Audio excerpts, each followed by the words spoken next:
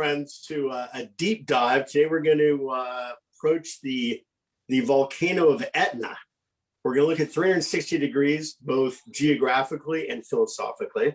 And I'm happy to welcome today our dear friends from the Tascante winery and Etna, and that's Alberto Tasca, president of the Tasca family of wineries, and Giulio Bruni, who is going to be presenting as well today, and has been with Tasca for a little while, and is going to present two different kind of perspectives on their wines in Etna. And first, I'd like to just take a minute and thank everybody for taking some time this morning. We're going to work through a lot of different topics, and I think a lot of things that people today are interested in learning specifically about Etna, and we're going to use the Tascante wines and these various contradas, these various bottlings and expressions of the soil as a means to get into some of these questions. So thank you all for that. At Dolaterra, we focus just on family-owned estates. We bring them in on a direct basis through our network of distributors nationwide. And we focus on Italy. We focus on the incredible complexity that Italy brings to the world of wine. And we've been at this for about 30 years. And we ain't done yet. It's an exciting world out there with lots of new things coming on board. And I think Etna is probably one of the most exciting regions in the world of wine today. Not the world of Sicilian wine, not Italian wine, but the world of wine today. So it's an amazing area. It's an area that most people don't think about. First of all, it's on the slopes of an 11,000-foot volcano surrounded by ocean. Picture that, kind of mind blow. It's north of Africa. It's kind of partway between Sardinia, Tunisia. It's got Greece off to the east. It's got incredible history. Some of the most amazing food in all of Europe is found on the island of Sicily. And I think the Tasca family, with the various wineries that they represent, is probably one of the best ambassadors for Sicily as a whole. They work with different estates, and we work with them with a number of them, from the far west to the far east. To little tiny islands. It's an amazing, and then the mothership right in the middle of the island of Sicily. So we're really dealing with some of the experts here. And so without further ado, I want to invite Alberto and Giulio to take away. You guys, beforehand, we went over some talking points. So we're just going to begin to flow into some of those. And Alberto, if you could begin with a little overview and perhaps why Etna? Right. Hi to everybody. Thank you to be here. Thank you, Brian. So we are here. We welcome to Etna. Yes, the Etna adventure started a few years ago, more than a decade ago, just because of my brother Giuseppe was playing golf. He was a golf player. He is a golf player, a golf lover. And there is a beautiful court inside in the mountain and the middle of the black rock of volcano rocks. And after he was there like for a year playing golf there, he came to me back and say, Alberto, I think there is something interesting there that we should explore. And it was 2002, and I just started a project with the company that was exploring Sicily all around. If you, Giulio, can put the next map, I will show you where we are. And exactly, we as you can see, Sicily is quite a small island, but it is full of hills and full of diversity. And we start everything in 1813. The Regaliali estate in the heart of Sicily, and that was bought from my family in 1830. That means 8 generations in the same place. In 2001, I started to decide to explore. There was a next step for Sicily.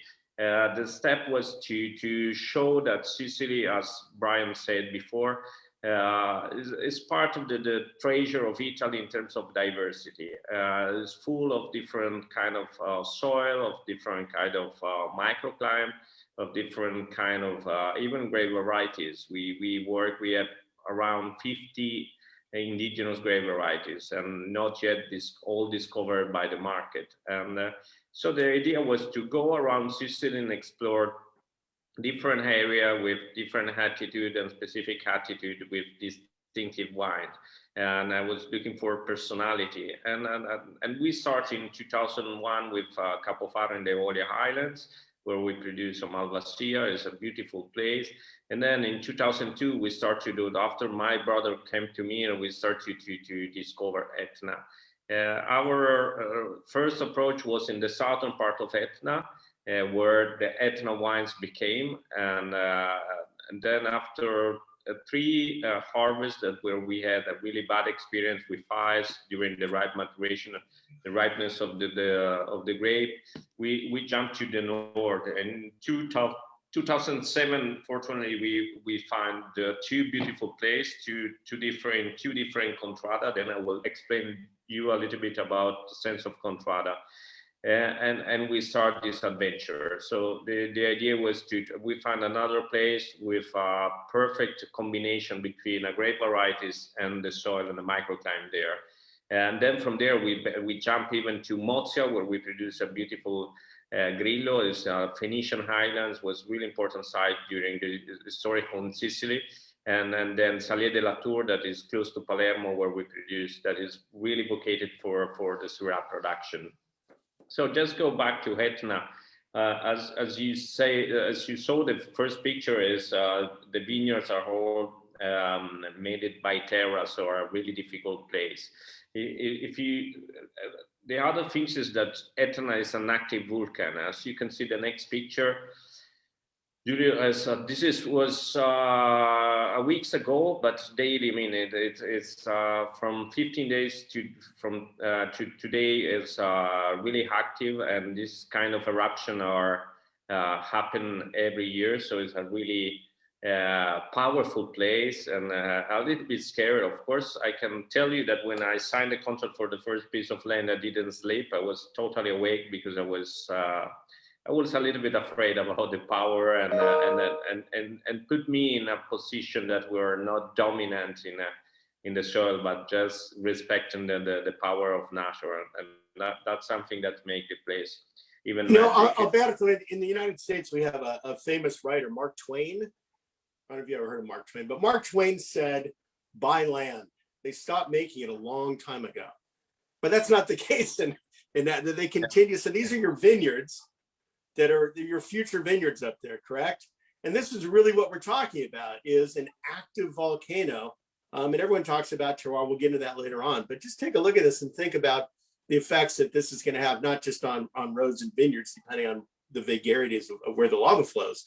But if we go forward hundreds of thousands or millions of years after the various flows, that's really what we're going to be talking about later on. So they stopped making it long ago, not on Etna. They're continuing. Okay, please go on. No, just imagine that the Etna was kind of under the sea. So in millions of years, I mean, a few millions of years, it became a hills of 11,000 feet, as you say. So it's really, really powerful, and the morphology change every time. And if you go to the next step, but I mean, this is where the lava flow arrived. Is really close to a small town that is called Randazzo, and that happened in the 80s. So that's to give you an idea of how we are not controlling everything, and everything is precarious there. And that's a condition that is really important, because it's part of the terroir of Etna. All the people that live there are really powerful, respect nature very well, but they are really precarious. So no thought people. They really have to run to deal with nature.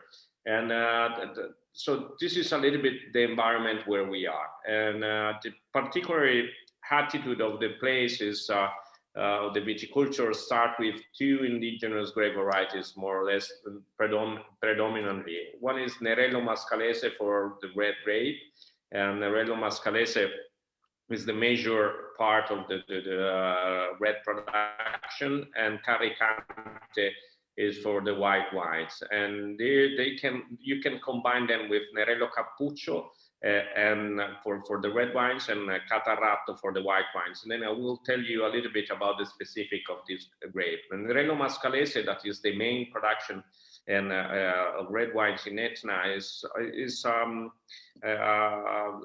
particularly indigenous grape varieties. We had a really great experience with it because we found in Regaliadi in 1830.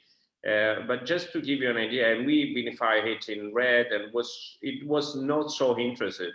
And we used to produce for many years, and we still produce with Nerello Mascalese just a rosé wine in Regaliadi, where we have a clay soil. Just to give you an idea, imagine to drink some Pinot Noir that come from a place that is not really with a great attitude with the Pinot Noir. That it seems that they are the wine that come out are wine monotone, so without tension, without vibration, good smell but no tension, no character. In Etna, that's happened with Nerello Mascalese. It's totally different, so the experience there is crazy. And the wine is, the tannins of Nerello Mascalese in Etna is so aggressive, and it's really difficult to manage. And the color is not a really strong color. The wine that come out are not wines that with a really full body wine, but really vibrant wine, and light color, strong tannins, and really good persistence in terms of palate. And this is the big deal. The big deal of the wine from Etna are even the longevity of the wine, because the volcanic soil has a rich of potassium, and that doesn't help for the really high acidity. So in this way, just to give you a more precise idea, we need to have a tannin that is a little bit soft and keep the acidity. That means that is the big deal. On this picture here, you can see all the color of the volcano, and each color are different eruptions. All these different eruptions that year by year start to build this concept of contrada. The contrada begin in Etna by the morphology, because some roads were changed by the eruption. So, and they changed place by place. There are now identified 132 contrada, and each of the difference between one contrada to the other one is the age of the lava flow. And that's the real concept of contrada. Of course, in each contrada you have some attitude of the contrada because of the position of the contrada, because of the altitude of the contrada, and because of the composition of the soil. That means that each explosion that comes from the Etna, from the volcanic, come from a different kind of alchemy of the soil. So sometimes you can find some soil that is totally dark and black. Sometimes it's full of stone. In some other times it's close to the yellow color because it's full of sandy that come out from the back of the volcano. And what make it really fascinating, and that's happened in really few places. In my experience, I found it in really few places in the world, is that if you vinify the same grape varieties in the same condition and same attitude in a different contrada, you will find different wines. So you can recognize that all of them are wine from Etna, all of them are Nerello Mascalese, but they play in a different rules. Sometimes they are more rich of primary, so more fruity, and some other are more full of austerity, so they are more close, they are more they are not expressed immediately with the flower of the Nerello Mascalese, so they need more time, and the complexity is a little bit higher. And some other are really well balanced between primary and austerity, so right in the middle. And that happened with the pre-contrada that we produce. And that's fascinating us really much, because, I mean, as a wine producer, when you find in the same piece of land, and imagine that whole Etna now is around 1,200 hectares, so it's more a little bit more than 2,500 acres. And we are 120 producers there, and we can play with all these difference, and that's make the energy in the place that is something that is really unique. Alberto, let me just chime in here for a minute. Wow, can you go back to that previous slide, please? I just want to emphasize what Alberto was talking about. So each of these orange and yellow and red stripes that look like lava pouring off the top of the volcano in that shot, they literally are. And so what he mentioned that's so key to really understand is a lot of times when we're looking at, when we're thinking about wines, we say, do we want to taste them across vintages? Do we want to taste them against crus? And this is really, really different because we're following a contrada, which is not a cru. So a cru is generally, a single plot of land. And the difference here is that this is an age of a lava flow. So it goes from the, from the caldera, from the top all the way or as far down as it's going to go. And the key is to think about this in terms of soil age. And as Alberto said, depending what is actually spewing out of that time, it's not just age, but there's different minerals, there's different soils. Sometimes you get, the giant rocks that are coming out at the end that are actually solidifying in midair and hitting the ground as opposed to a lava flow. There's a lot of different things going on here, and it changes elevation, obviously, as it goes down the mountain. So we've got a lot of different strata that we're looking at with an active volcano.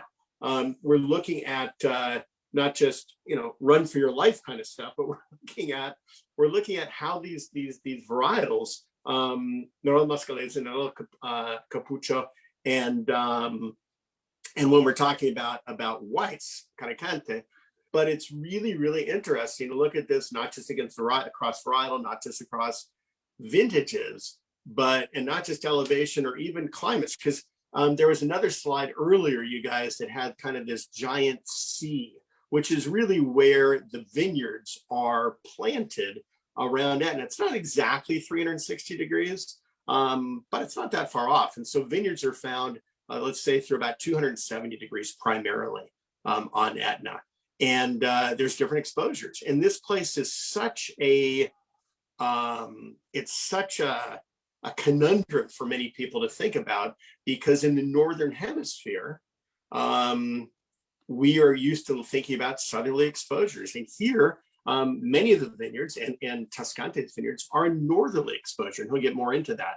But with only 2,500 acres, more or less, and 120 producers, it's teeny tiny. And yet these 120 producers, Alberto, how many producers were there 20 years ago? I mean, this place is exploding, and as it explodes, with more money, more interest, there's more knowledge and more understanding. A lot of the things that we'll raise later today, there's some question marks on this in terms of, and we'll ask Alberto later about how these wines can age over time. And the reason we don't necessarily know is because some of these vineyards are relatively new in different parts. So how many wineries were there 20 years ago, Alberto? So I think we have to say that in the 19th century, the Etna area was the biggest production area in Sicily, and Sicily was the biggest, the largest region in Italy, and that happened. So it starts many years ago, and the wine from Etna were called wine of riposto. Riposto is a small harbor close to Catania, where all this wine used to go and ship it to the continent, to Italy. And so it was a huge production. And if you come in and visit all our land in Etna, you can see some, we call it palmento, that is a small winery for each piece of vineyards. And that was crazy. So even— Alberto, excuse me, what is a palmento? You and I, we use that word very, very, very commonly, but for many other people— is winery. The winery in Etna are called palmentos, and there is a beautiful book written by Bob Camuto that is called Palmento. That he was one of the first journalists that explore Etna in the new generation. After that means that was happening in 2002, 2001, and so now at the moment. I can tell you that in the 90s, there were really few producers. There were many agricultural producers, but few wine producers, less than 10. And there were really 3 famous. And honestly speaking, the wine from Etna that I used to taste in the 80s, were not on my palate. So they were totally different, no great wine. I wasn't totally not interested in the wine from Etna. So there are some reason why, because the approach was not perfect. They were like, you need in Etna, as we experience, we need to be really precise. If you go in the next picture, I will tell you another things that is a characteristic. So look here. No, go back, please. They are all terrace, and just in one vineyards like Pianodario, we have 150 meters of difference between the first and the last terrace. That means that impact in the wines really a lot. The other things that in each terrace you can find 2, 3, or 4 line of vineyards, no more than this. And the time of ripeness and of each line is different. So the one that is close to the next, to the terrace above it has a kind of ripeness, and the one that is in the external part is different. So to be precise, you have to go there and make in the same vineyard 3 harvests if you want to be really, really precise. The other thing is that the berry selection in the cluster. If you go on the picture of the Nerello Mascalese, you can see it's a really big cluster, and the berry are really different. So now here you can see a little bit of difference of color, but normally you can find even a green berry and blackberry in the same cluster. So to be really precise, we have to make a really strong berry selection. We cannot use photoelectric machine that help us to make the selection because of the difference. You can do that just on the Cabernet or varieties like this, even Pinot Noir, where the berry and the cluster are really similar to each other. So even here we have to do a manual selection of berry by berry to be even there much more precise. That's a really interesting point. So you guys, what he's talking about is that during harvest, more and more wineries are looking at using optical sorters, and so as the fruit is going through, it gets looked at by a lens, and it gets analyzed, and if it's within a certain wavelength range, then the computer determines that's ripe, it's got ripe color, and if it isn't, then it gets discarded, it gets pushed out, and other things are done with that fruit.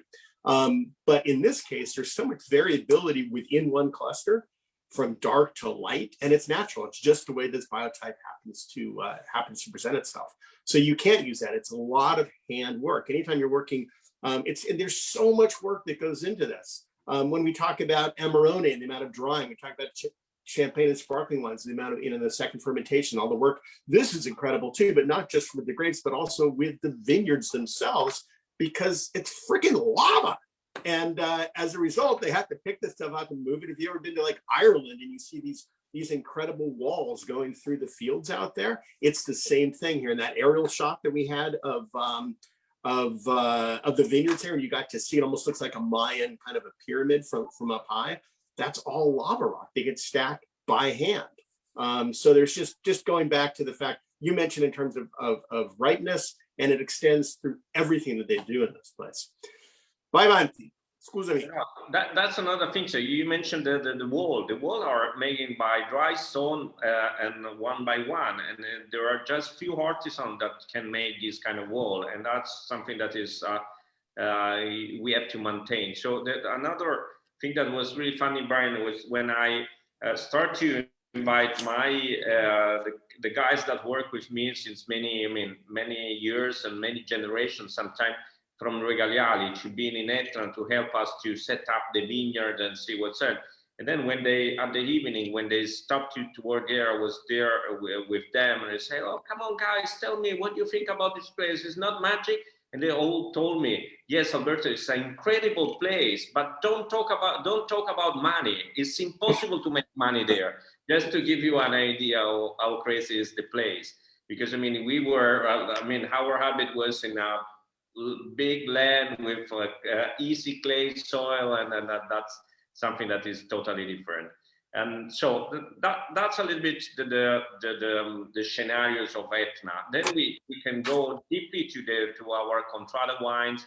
And another things that I want to tell you that for us is really important, that when we start to explore. And when I start to explore for different places around Sicily, I thought that was a really good reason for economy to have. I mean, I already have the team. I just buy some piece of land and then I will make more money. It's not like that. I mean, I made a great mistake, a huge mistake. And if you want to make something properly, you need to spend time everywhere you are, and studying a lot and deeply. So each place and each winery has its own team. And Giulio, that will talk with you around the Contrada, is the estate manager in Tascante. We have our own agronomists, our own enologists. It's a young team that works there since 2007, and I think they're making a really great job. But just to give you an idea that each place, each estate is totally independent and totally with its own mission. Okay. So Giulio, please introduce the difference of Contrada. Absolutely. You know much more than me. So first of all, thanks everybody for being with us, and thanks Alberto for introducing myself. And so just before to go deeper about the differences between all the Contradas wines, and I want to give you some more important characteristic of the Nerello Mascalese and the Etna wine. So because it will be easier to understand all the differences between the next wines that we will present today. The traditional Etna wine made with Nerello Mascalese 100%, like ours, are normally we can define Burgundy style. So very light color with aromas, with a different kind of aromas expressions. And normally we can have more floral, fruity, or some more terroious aromatic notes. And obviously that depends by the vinification, but even by the age of the vines, the altitude, the soil's origin, and obviously the sun exposition, as Alberto mentioned. And about the taste, obviously the acidity and the tannins are the so probably the biggest competitors. They obviously our biggest deal is to try to balance these two components. And so this is what we will see in the next 4 wines. The first Contrada that we present is Contrada Pianodario. Contrada Pianodario is positioned in the northern area, the northern side, and very close to the Randazzo town. And here we are at the extreme bords of the Etna DOC. Even the elevation is quite high because we are around 780 meters, and imagine that the maximum elevation for the Etna DOC in this side of the Etna is 800, so very close to the extreme bords. And in terms of soil's origin, here we can say that, so this is a very amazing picture of Pianodario, 98 terraces made with the drywall, as Alberto was telling before. And so about the soil, here we have a top soil, or a higher position of the soil, which we lost him. Sorry? Or maybe you lost me. Brian? Going on, Giulio. Okay, sorry. And I was telling, so so it's a very interesting soil because we have a superposition between a younger soil originated during the 50,000 and 4,000 years, and the second portion of the soil, it's older because it's an average between 40 and 30. That what means. So first of all, the soil composition on the volcano especially in this side, it's more it's rich of stones and rich of structure. What changed in between each contrada is the proportion between rock and sand, and obviously as much as younger the soil origin, as thicker will be the sand texture, and this obviously influence the maturation and the quality of the wines in terms of acidity and tannins. Very interesting, this kind of variation. And for Pianodario, we have a very young topsoil, which is now the most important because it's very young vines, which were planted in 2010, as you can see. So this means that we will have wine with more freshness, with more primary aromas. Pianodario, it's very, so we are experimenting, we are experiencing with Pianodario since 4 years, and we can observe how all the vintage, the wine is the same behavior with very high acidity level, and very interesting floral aromas. And this probably we can say that is not the typical expression of the Etna that normally we imagine, but is very individual expression of Pianodario. And this probably give us more motivation to go deeper in the contrada studies. And so normally we can say that Pianodario is probably the more versatile wine, because for the freshness and this, let me say, lighter body, even if the alcohol volume is always the same. So the people sometimes want to experiment this wine with even some lighter recipe like fish or raw fish. So very, very interesting Etna expression, the Pianodario wine. So I didn't mention nothing about the vinification, and this is very important. Probably Alberto has already said, but it's important for me to focus that all the vinification are made the same way. So we have here 12 months in a very big barrel, 25 hectoliters, and I want to spend just 1 minute describing this beautiful barrel, because our Sicilian barrel, made by probably the unique producer in Sicily of oak, and our Slavonian oak. So in terms of influence and contamination on the wine, it's probably more neutral, and are very and this kind of contaminator is very important for the Nerello Mascalese, because it's a very notorious to be very reductive, the Nerello Mascalese. So this kind of oak give to the right micro-oxygenation that give to the wine a good, even a good expression since the beginning. And so second wine is Rampante. Rampante is a contrada that we where we have the cellar. It's a contrada between Passo Pisciaro and Solicchiata that are two different communes in the northern area, northern side.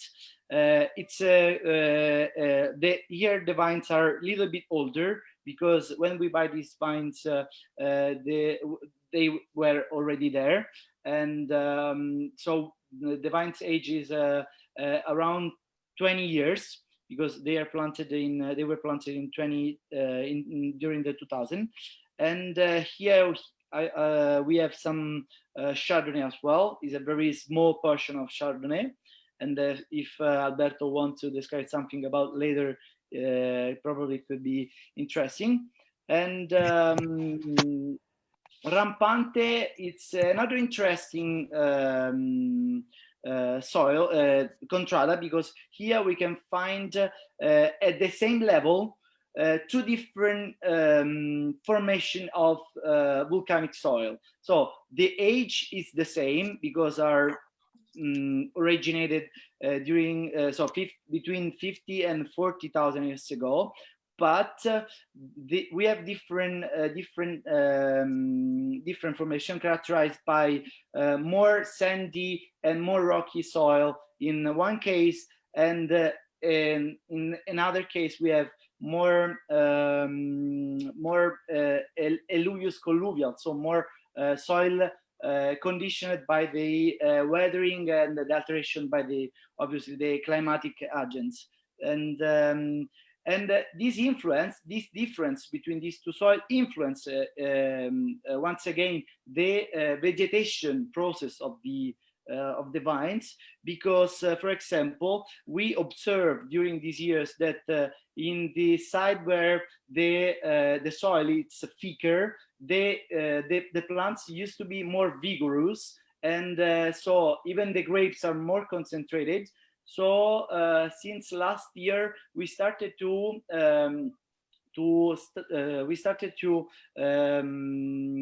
let the herbs grows and to create more competition between the vines and the rest of organic material, and to try to reduce this vigorosity, and trying to have a more balanced vines. And this is very important, especially with this kind of rustic grape variety. And Rampante, in my opinion, or what I experienced since today, until today, it's a more characteristic Etna expression, probably we can say, because it's that kind of wine with a very impressive palate. Probably at the nose, it's more focused on the fruity and the ripeness of the fruit, and the palate is more rustic because the tannin probably are a bit thicker, and probably it's a little bit shorter in terms of length than the Pianodario, because probably the acidity level it's more balanced by the tannin. But normally I experienced that the people recognize the Rampante, probably the most typical contrada wine that we produce in terms of taste of Etna wines. And so we can say, okay, we can probably describe the third contrada, Sciaranuova, another very interesting contrada. The first that we start to grow, because we bought in the 2007, so as Alberto already mentioned it. And here we have a beautiful distinction between a younger vines planted by us in 2008 and older vines that we decided to preserve. It's vines planted in 1961. So, and this is the reason why we make a distinction between these two contrada. We have Sciaranuova and Sciaranuova Vigne Vecchie, so older vines, like probably in France is already is quite common. And so as you can see, the size of these vineyards are quite always quite the same, because we have 4.5, 4.9, but it's important how these vineyards are surrounded by others, like chestnut trees, or other Mediterranean kind of groves, and obviously olive trees. And this obviously is a really important role in the competition, and in the natural competition, and obviously in the biodiversity, which is very, very important, especially in the viticulture. And what about Sciaranuova? So we can say probably that in this case, we decided during the vinification to make a little bit a small distinction, because as you can see in this slide, we make the aging in the two different ways. 70% of the mass it's goes in the barrel that I mentioned. So this beautiful barrel, 25 hectoliters, made by the Sicilian producer, Slavonian oak, and the 30% of the mass in 300 liters French oak barrels. It's important to say that is not new oak, but is second and third passage, because it's the oak that we can obtain thanks to the collaboration with Regaleali, obviously, and this because we experienced that Sciaranuova is probably for the origin of the soil, which is young like the other, but more rich in terms of stones. So has more density, more austerity, and so this small percentage of smaller barrel give to the tannin a smoother taste, a smoother texture, and so the Sciaranuova. Sorry, Julie, interrupting you. So that's for this project is something that is fascinating to me too, because it's done with a small tonnellery that is based in the heart of Burgundy, that is called Chassagne. And we fight a lot to find the right wood and the perfect wood and the perfect dimension for the Etna product. Of course, the fighting is quite difficult, because he want to feel wood in the wine. I don't like to feel wood in wine, but the kind of wood that he know how to the selection, these guys that is called Chassagne, was used to work for the biggest tonnellery in the world that is called again Moreau. And his rule inside the tonnellery was selection the right wood. So he's a really high expert on wood, and the deal, I mean, how we play with him is really fascinating. Yeah. You know, there's 3 points that I want to make about wood with you guys. One is that you're dealing with Seg Moreau, so you're dealing with you know, one of the most important coopers in France. 2 is that you're not using new oak, you're using aged oak that you control through the kind of your program at Regaleali, just a few hours away, so you can bring over the exact type of wood that you're looking for. And the third and most important thing is that the type of wines that these are, which are they're lighter, they're more delicate. You know, they're not Cabernet and Syrah, Petit Verdot, and Zinfandel. These are lighter, but more beautiful, more elegant, and more delicate wines than I think they're more akin to, as many people say, to Pinot Noir and to Nebbiolo, perhaps. And as a result, you don't want to bury these in oak. You want to gently support them and increase the complexity through your use of oak, and you do a beautiful, beautiful job with that. And one question I've got a bunch of questions that are popping up, but one of them is speaking of oak and the way that these wines are developing. We've only got a couple of different vintages to really think about, at least for what we have here in the States, 16 and 2017. And can you, we've got about 15 minutes or so, and I want to dive into some of these specific questions about the expression, how these wines are changing. It's tough to say over 2 years and not over 20 years. But as you're looking at these wines and seeing their different expressions, which obviously we're dealing with high altitude vineyards. You're dealing with vineyards over 2,000 feet up to 2,500 feet more or less. And how these wines and the acidity of these wines is able to go. And again, you guys, these are on the northern slopes. So we're in southern Italy, but we're up high on a volcano that is extraordinary. So if you could talk about and dive into a little bit of the changes over time, 2 different vintages, the differences, and then also about the differences that we're really interested in hearing between Pianodario, Rampante, and Sciaranuova.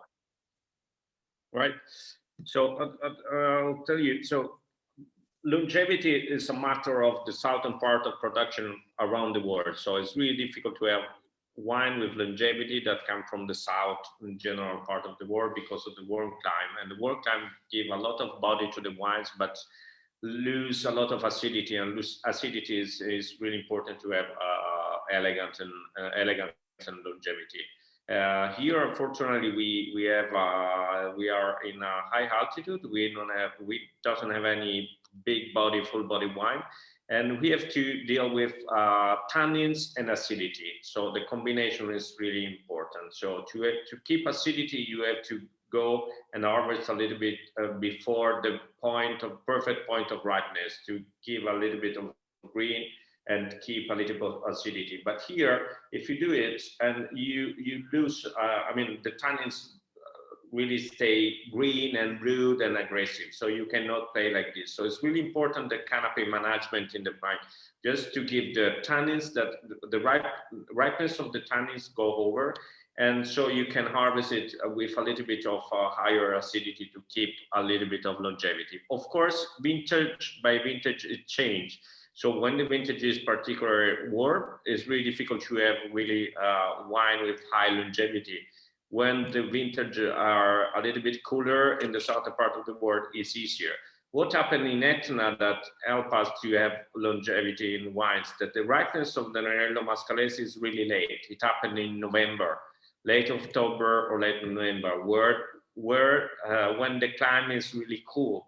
And so we can have a slower ripeness of the tannins and keeping a little bit of acidity. So it's really dangerous when in the southern part of the world, when the world arrive all together and the ripeness go really fast. And then you lose the control, and it's really difficult to find the right balance with elegance. So, and that's happened. 2016, to me, was the perfect harvest. I mean, in my life was the best harvest because it was a really slow harvest. We begin in half of August and we end it in around 10 of November. So never ending story. And then in Etna was starting to raining, so it was a little bit difficult, but we had problem in the cellar. So we couldn't bring the grape to the cellar, and we had to wait. Fortunately, we didn't have any rain in our vineyard, so the ripeness was really slow and was totally perfect. But 2016 is a perfect harvest in the perfect world, and the wine from Etna doesn't need this kind of cool harvest like 2016 was, just because what I mentioned before. So it was better like in place like Regaliario or close to the coast because we was not warm. 2017 was a little bit warmer. I was a little bit afraid of the harvest, and if you taste the wine today, the wine are crazy. Part because of our more experience, and part because the wine of Etna needs a little bit of powerful by the ripeness of the fruit, because, by the way, as you mentioned, they are really light. When you mention Pinot Noir and Nebbiolo, I have to say that Etna is not, I mean, is now that it says its own identity, and it's right in between. The aroma are quite more similar, and when you put on the nose to Pinot Noir, probably to Burgundy, but when you taste it, you can feel this aggressive of tannins that is much more close to the Nebbiolo. So if I have to put in a contest, I put exactly in between. The nice things and the special things of Etna that it's similar to Nebbiolo or to the Langhe more than to Nebbiolo and Burgundy is that place by place you can feel the difference on the wine, and that's something that happens in really few places in the world, and that's make it totally magic. That's really important, Alberto, to give people context within which to understand these wines. So you're seeing the nose more akin to Burgundy, the palate with the tannic structure more akin to Nebbiolo, which is outstanding. Are there any particular producers or crews that you are currently seeing as maybe kind of being similar? Each of these wines has their own personality. Clearly, you couldn't be more different than Piemonte or Burgundy and all the way down in Sicily. But are there some things that'll help people? Because this isn't a tasting, so it's more of a conversation to help people begin to equilibrate some of these wines and things they might be familiar with. It's really difficult to compare to another producer or a perfect place. So I think the attitude of the place is really similar on what happened to the Langhe and what happened in Burgundy, just because of the precision and how the knowledge of each piece of land. and the wine that come from different piece of land have different characters, and that doesn't happen everywhere. So I think the kind of approach and the kind of attitude of the place they're really similar. But I think it's really important that Etna, you understand that Etna has its own identity, and we are 120 producers there that are working hard on the details of this identity, and step by step, I think the level is growing a lot, and the level of the tasting is much more precise, and even if you still find different, even in Burgundy and even in the Lange of styles, I mean, each producer has his own view on how to produce wine. It's a little bit more than close to heart than something industrial. You're so right. We're obviously at early days here, just beginning. And when we look at Burgundy or Piemonte, we're looking at hundreds of years of production. And specifically in the last 100 years, there's been so much progress. So a question about kind of the development of Etna. And you mentioned some of the producers. First of all, it's a pretty tight-knit group of these 120 producers. You guys do group tastings, at least annually, one big group tasting.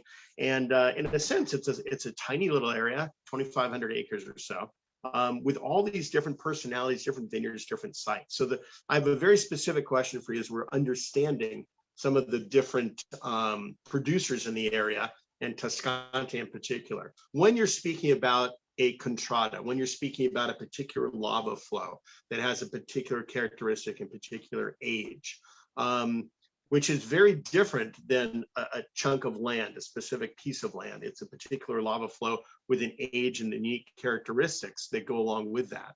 Are there different producers, theoretically, that could be at different positions on the same contrada? And are there examples of different producers sharing the same name of a single contrada, just as there would be in various crus in Burgundy or in Piedmont or anywhere else, where they're using the exact same vineyard name? Or are they, for the most part, monopoles, where there's really just one producer for each of these different contrada? Yeah, what happened there that, the concept of contrada is quite new. It started 15 years ago, and we are still working on that, on the identity for each contrada, and we are still discovering this attitude. And there is no monopoly, so for each contrada you can have different producer. I can tell you that there was guys that come from Japan. It is called Isao. He used to use a journalist, wine journalist from Japan. He was really familiar with Etna wines, and once that I get him to taste the three contrada, and he recognized one. He said, "This is Rampante," because he was already familiar with Rampante. So that means that each contrada can have its own identity and recognizable.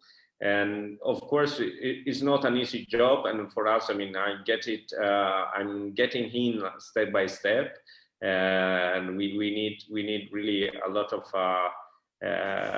more experience and different vintages to understand it very well. And the nice thing is you can also have a crew from special vineyards. The Chardonnay that Giulio mentioned before, we found when we bought a piece of land, we found like less than 1 hectare of Chardonnay there, and we called the vineyard C'era già, that in Italian means it was already there.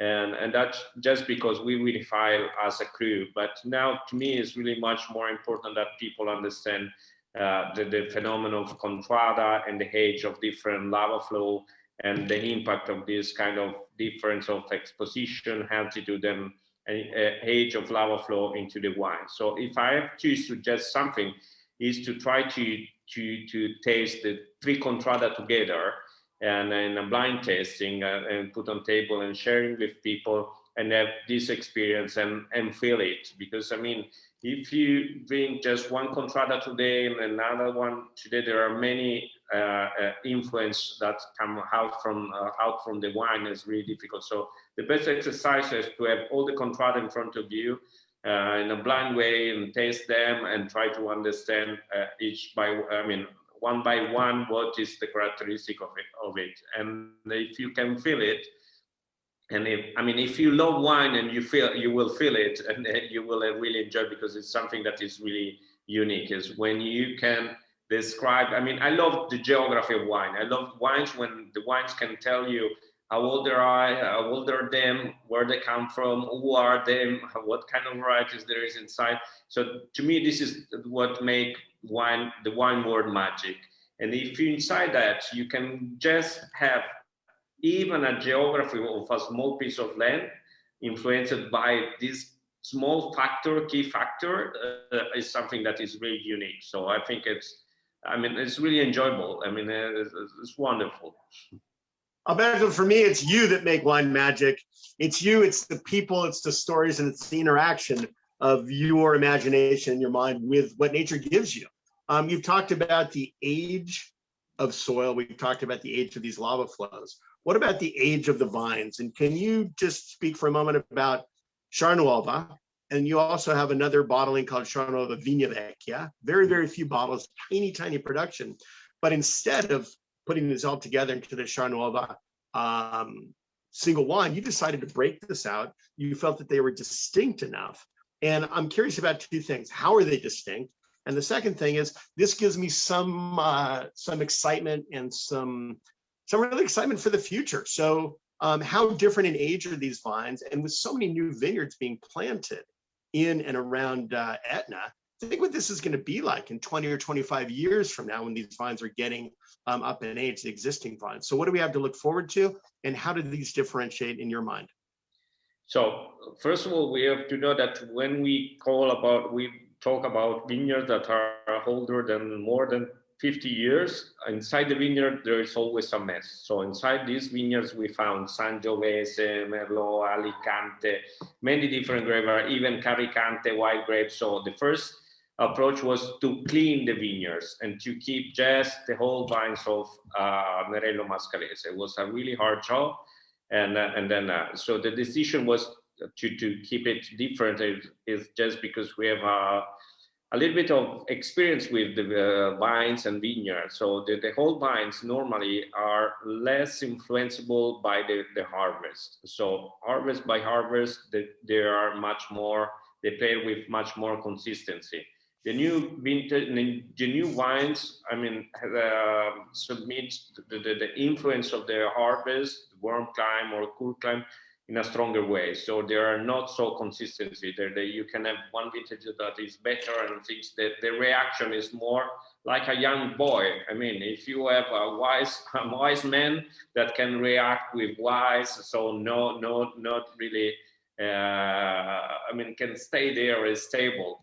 And that happens. So if you taste the Contrada Sciaranuova Vigna Vecchia compared to the Contrada Sciaranuova, I think that you can feel that you are in the same contrada, but even here, vintage by vintage, you can see the young vines that change a little bit more, and the consistency of the Vigna Vecchia that is still there with its own complexity or balance and or harmony. And we are talking about details, but when you love wine and you can play with details, it's our game. Beautiful. I agree with everything, except most of the wise people I know are not wise men, but they're wise women. This is a matriarch that drives most of Alberto. I don't know what your mama would say about that. Can you comment on Nerello Mascalese? And some of it is not necessarily labeled as Etna, because it's not from Etna. It comes from different areas. And instead it's labeled as Sicilian or something like that. Is that confusing for people in terms of thinking that Nerello Mascalese is only from Etna? Everything about label, Italian label confusing consumer. Just be part of it. But it's not easy at all. We are more than 1,000 grape varieties. We are more than 1,000 appellations. So to combine everything is really difficult. What happened in Etna? Etna is just around 1,000 hectares of the entire area, and some vines of Nerello Mascalese are planted in over like 1,000 meters, or in some place close to the appellation, but out of the appellation. So they cannot have dimensions. So, but we decide to close the appellation, so you cannot expand the appellation anymore. So it's just this 1,000 hectares, and that will remain until we don't, play with these 1,000 hectares. We have to go in saturation, with knowledge of each piece of land, and then probably we can open.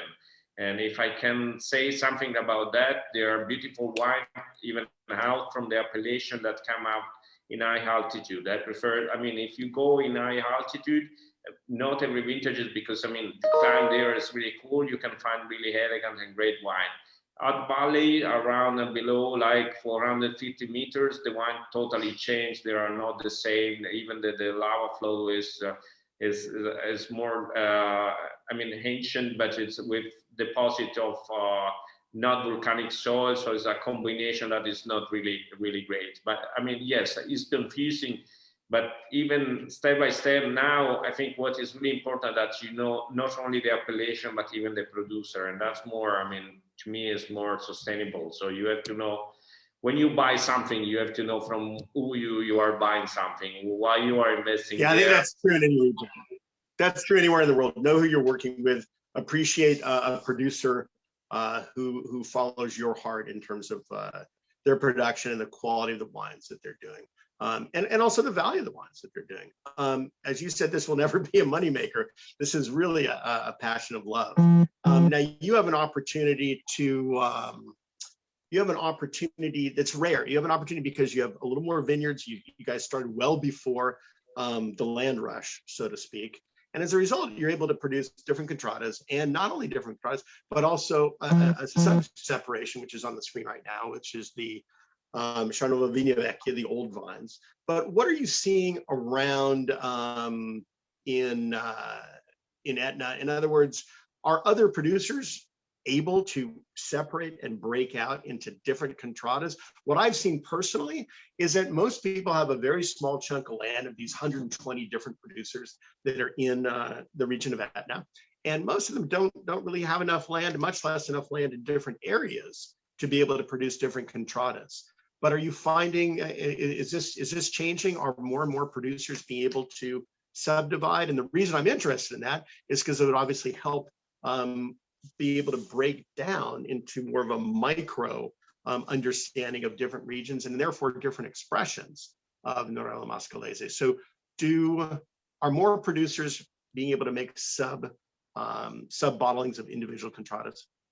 Yeah, they are really great producer in Etna, and even younger producer. And the younger producer are much more probably looking for their soul, so for their interpretation on wine in general and the wine on Etna even. So I think there are many different at the moment. It's not a place that is totally mature or ripened about the wine that we should do. And our approach is our approach. I love wines that are, as I said before, geographic wines and wine that are precise. I don't love a lot of narcissism in the wine when you have to show like defect to the wine just to give personality.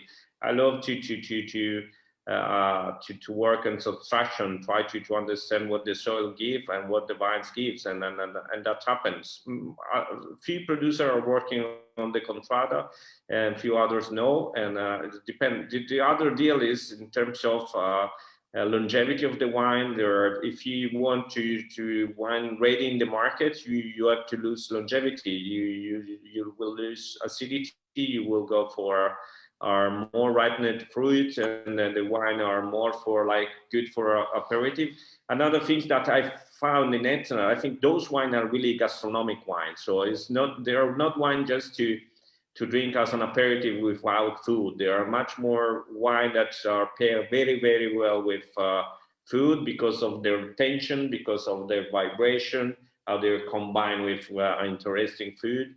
So, always there. I think the other thing that is nice, Brian, in wines, that there is not a formula that works for everybody. If you want wines like an industry, and clone everything the same as much like more like the Coca-Cola business. It's not the wine business. In the wine business, you will find people and artists and people that have their own interpretation. That's what we love about it. Alberto, I'm going to just take a little break now. We're at the 10 o'clock hour. We're going to continue. We've got a lot of people that are still logged in and questions are still rolling in. So Alberto, if you have a few more minutes, we'll continue a little bit more. Is that okay? Yeah. Great. Okay. In the meantime, for the people that have been patient and followed along in this journey for the last hour, thank you very much. I want to thank our team at Dalla specifically Ben and Carly that have been driving this, the organization and the production of this this meeting here today, and to all of our managers of Dalla that are keeping all of this up and floating throughout the last year. You know, we're not letting this stuff sink. We're letting it float to the surface and continuing to breathe life into it. And Alberto, you've been so good at sharing this information, as well as Giulio with your interpretation of this. For those who have to head out, as the saying goes, act locally, but drink globally, including in this case the wines from Etna. So grazie mille, and arrivederci to the people that are going to log off. And Alberto, let's continue on. We've got a couple of legal type questions. You were very candid. And I agree with you 100% that nothing is more confusing than Italian labels and Italian wine law. And for that matter, some people pay attention to it, some people don't. Some people used to try and memorize all this stuff, and it's constantly in flux. And the one thing we can agree on is that very few people agree on everything that's been put into law in terms of what's on labels, in terms of the DOCs, DOCGs, appellations, varietals that are included or excluded, and the definition or the delineation is really the word I was looking for. With regard to Etna specifically, do you see that, having said all that, do you see it becoming a DOCG in the future? And does it matter? To me, it doesn't matter. It could be. We can have, I mean, there is now a newborn consortium that is playing very well. We made a lot of we take a lot of decisions that were really strong. For example, not expand anymore the vineyard and keep it as it is. And this is not easy because you have many pressure from people that want to invest in different places or plant vines everywhere, but just to take the appellation and make a lot of speculation there. And so to take this kind of decision is not easy at all, but we were all agree. There is a great energy there. If you come in Etna and you come to one dinner with us in Cavox or taking a sandwich or eating some meat in Lingua Glossa, or I mean, there are many places where we used to meet and we discuss, we get out totally drunk as usual, but when with really strong,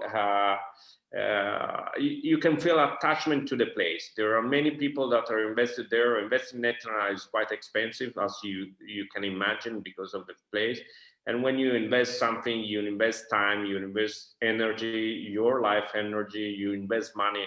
You don't want to do any stupid things or fake things. So I don't know. I mean, I don't think that bureaucracy have a really great rules when it's the rules is to protect the place. And what we have to do now is to keep this piece of land and as magic as it is, and try to make the best for it.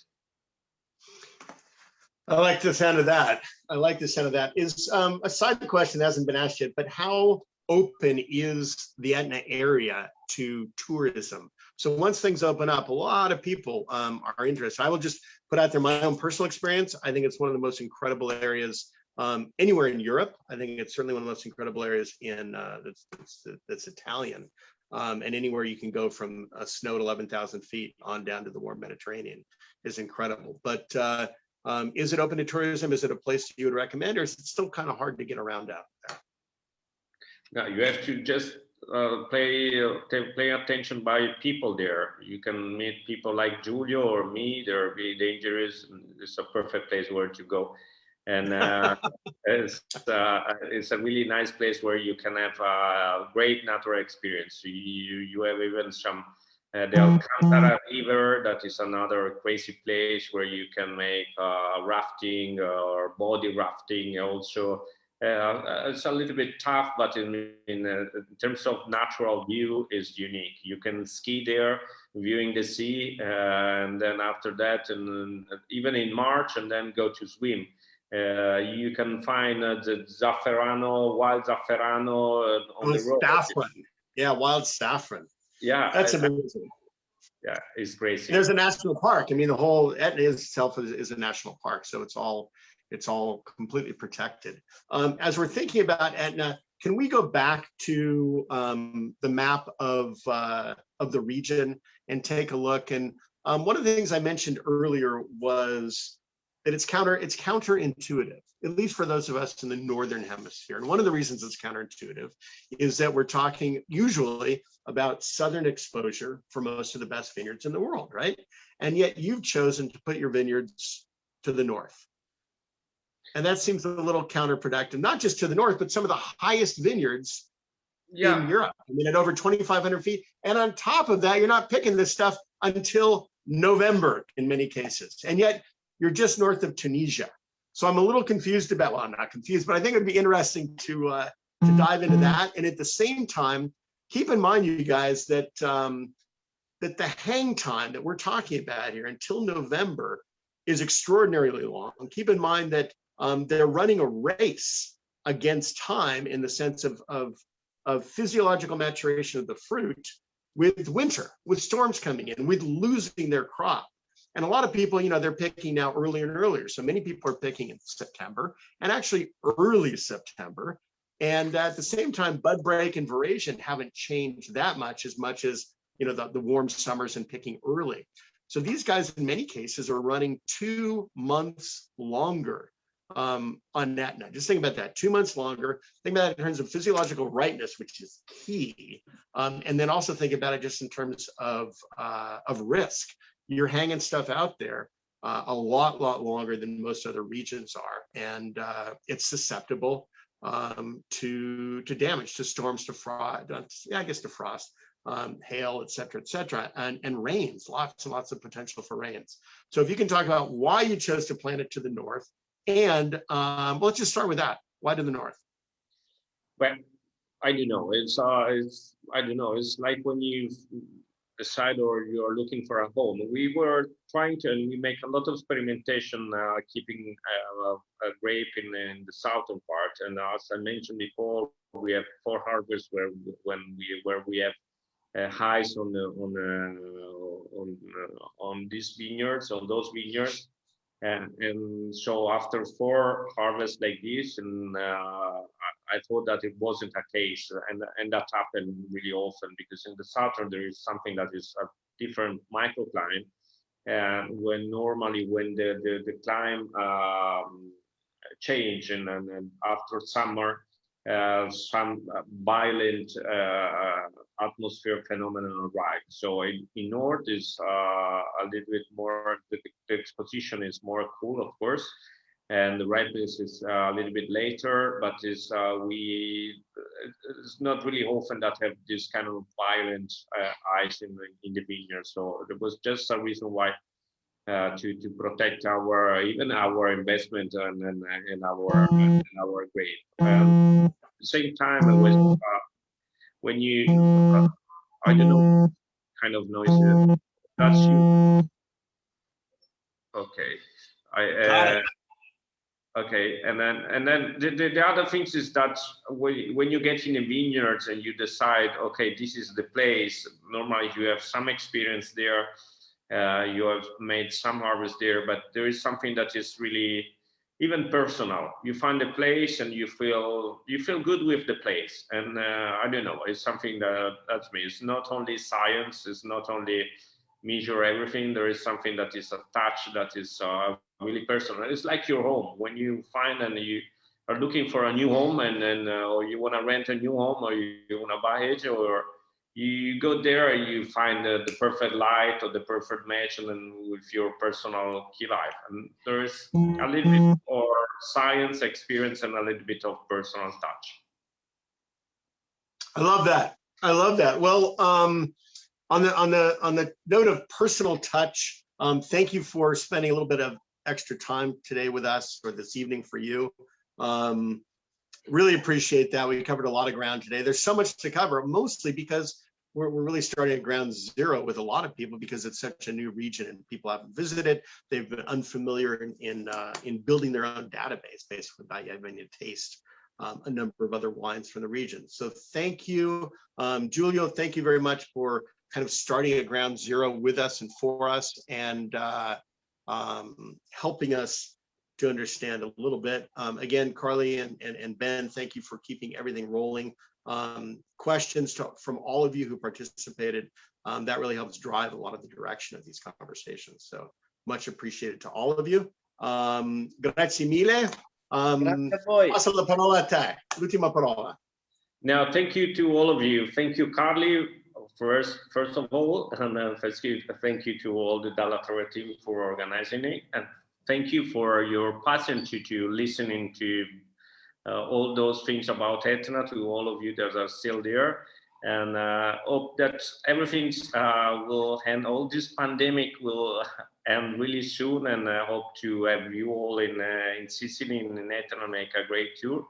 And I need to come back to the States also, and then feel some different energy. Guys, thanks a lot. We welcome you with open arms. And for everybody, this will be posted on Dallatore.com. So along with the other conversations that we've had in the past. Grazie mille, buon lavoro, and buona continuazione. Saluti. Ciao, grazie. Ciao Giulio, grazie. Ciao.